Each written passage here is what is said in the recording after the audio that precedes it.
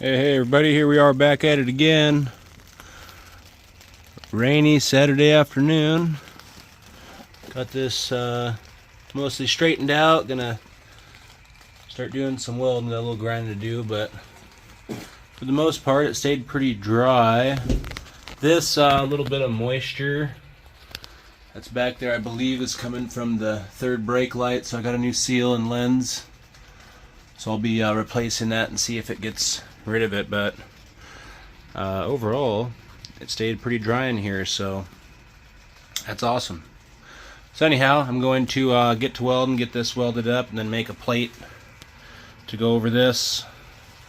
And I got the carpet coming in, ordered a new carpet kit for it, so that'll be in. Got to have that sitting in the room inside the house to let it kind of go back to its natural position. It's molded. Pulled all the speakers, speaker grills out. Speakers were covered in mold, and steam cleaned the hell out of it. Say it turned out pretty good. Still could use a little bit more cleaning on the doors. Just did a quickie on those. Yeah, alrighty, we'll put you guys back on here in a little bit. Alright, there she is, all stitched back together. I'm going to make a little doubler plate to go over it. I'm going to throw a little bit of paint on there first, and then we'll throw you guys back on when the doubler's going on. Alright, there's some paint on it. And then here's the doubler plate. So I'll weld all these holes. And I'll weld up the seam around the outside and bend this down. So I'll get this going and show you how it looks when it's done. Alright, there's that patch welded in, or doubler plate, whatever you want to call it. And next up, I'm going to put the seat in here, and once this thing dries and have it sit on here, I got to weld that other foot on that was broke right here.